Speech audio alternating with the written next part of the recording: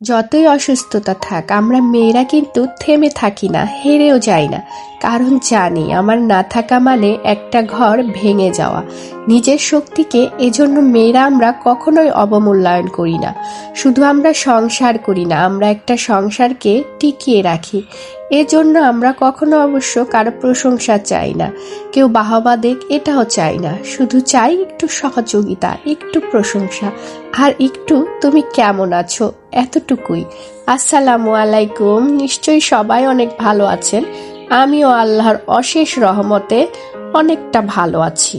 Last এক সপ্তাহ যাবৎ অনেক ঠান্ডা, জ্বর, কাশি ছিল। আসলে এমন অবস্থা হয়েছিল যে উঠে দাঁড়াতে পারছিলাম না। যাই হোক, তারপরেও আল্লাহর অশেষ রহমতে ভালো আছি, বলতে পারছি। এটাই আল্লাহর নিয়ামত।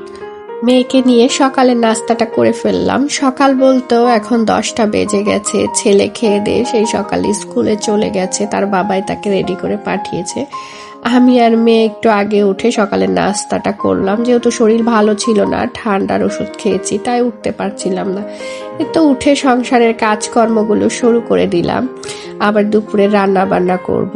অলরেডি আমি ভাতটা বসিয়ে দিয়েছি, ভাতের সাথে একটা আলু সিদ্ধ দিয়েছি। রান্না বলতে তেমন কিছুই না, ভাত হতে হতে আমি টুকটাক কাজগুলো করে নিব।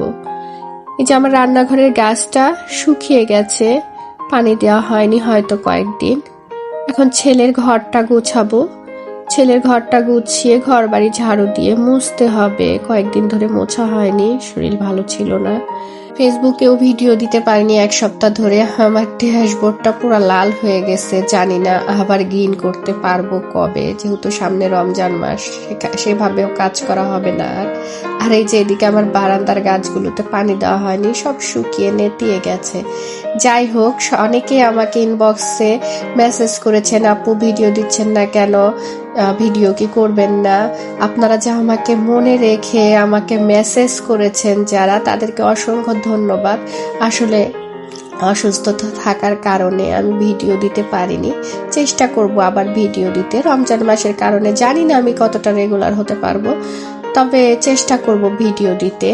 এই যে দুপুরের রান্না বান্না বলতে বেগুন ভাজা করব আর ডিম ভাজবো আবার। এই কয়েকদিন আমরা যে ডিম খেলাম, আসলে আমাদের জাতীয় খাবার হয়ে গেছিল ডিম।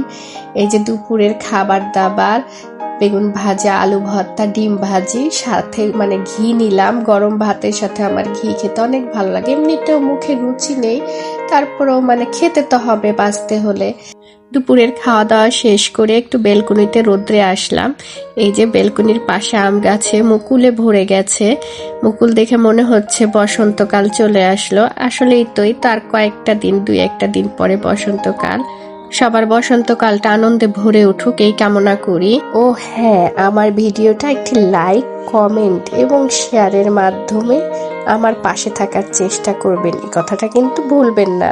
এই তো, যাই হোক, কাছে দূরে, দেশে বা বিদেশে যে যেখান থেকে আমার ভিডিওটা দেখছেন, সবাই অনেক ভালো থাকবেন। আমার জন্য সবাই দোয়া করবেন। আল্লাহ হাফেজ সবাইকে।